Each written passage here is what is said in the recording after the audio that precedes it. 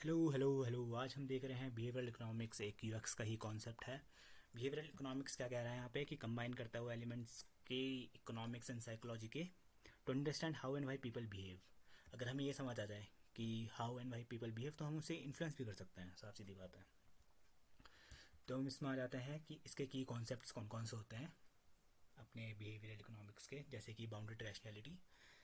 इसमें है कि people make decisions based on limited information, अपने पर्सनल बाइसेस में। अगर मेरा कोई बाइस है या मेरे पे कोई लिमिटेड इन्फॉर्मेशन है तो मैं उस हिसाब से ही अपने डिसीजन बनाऊंगा। इसलिए कई बार कहते भी है कि हाफ नॉलेज इज डेंजरस, क्योंकि हम उसके ऊपर डिसीजन बना सकते हैं।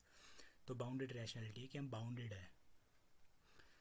दूसरा है हमारे पास प्रोस्पेक्ट थ्योरी। ये क्या कहता है कि अगर मेरा कोई जैसे 50% कहीं मेरा गेन हुआ है और कहीं मेरा 50% लॉस हुआ है, तो 50% गेन में मुझे उतनी खुशी नहीं होगी जितना मुझे 50% लॉस में दुख होगा। ठीक है, ये प्रॉस्पेक्ट थ्योरी है हमारा। इसलिए कई बार देखा होगा कि हमारे ऐप की स्क्रीन में रहता है कि आप मिस मत कर जाना, क्योंकि हमें कहीं ना कहीं वो सेंस बनता है कि कहीं ये मैं लॉस कर रहा हूँ ये वाली चीज़ में। तीसरा है हमारा एंकरिंग। हम किसी रेफरेंस पॉइंट में एंकर करते हैं जब हमें किसी चीज़ की वैल्यू नहीं पता होती है। लाइक अगर मुझे कोई हेडफोन्स खरीदना है, मुझे नहीं पता कि वो मेरे लिए अच्छे हैं या नहीं है, तो मैं देखता हूँ कि लोग क्या कह रहे हैं उसके बारे में, या मैं अपना कोई रेफरेंस लूँगा कि इसे हेडफोन्स के बारे में इसे ज़्यादा नॉलेज है तो मैं उससे पूछ लेता हूँ। तो एक एंकर है, एक रेफरेंस पॉइंट है। चौथा है हमारे पास मेंटल अकाउंटिंग।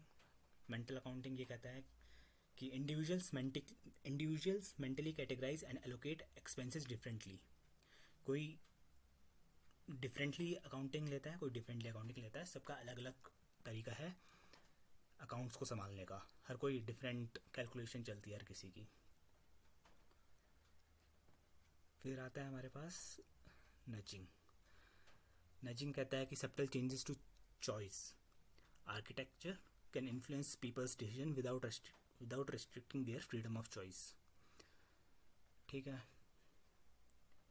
कि नजिंग मतलब सब्टल चेंज करना। जैसे हमारे पास फिग्मा में भी आता है कि हम कितना नज करना चाहते हैं, 8 का 10 का, तो मतलब उससे ही समझ जाओ ना कि नज मतलब कितना चेंज करना चाहते हो आप किसी चीज़ में। तो इसमें नजिंग का कॉन्सेप्ट है कि हमें सब्टल चेंजेस करना है कि जिससे कि हम इन्फ्लुएंस कर पाए पीपल के डिसीजन को।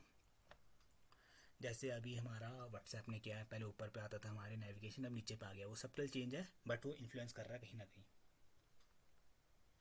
और नजिंग में ये भी हो सकता है कि जैसे हमारे पास डिफ़ॉल्ट ऑप्शन है, जैसे हम जोमेटो से कुछ मंगा रहे हैं तो इन्वायरमेंट फ्रेंडली में पहले से टिक हो रखा है, तो ये भी एक नज कर रखा है कि वो इन्फ्लुएंस कर रहा है कि हम कोई बेटर ऑप्शन ले रहे हैं फॉर इन्वायरमेंट के लिए। तो ये सारे हमारे बिहेवियरल इकोनॉमिक्स के की कॉन्सेप्ट्स थे। 1 2 3 4 5।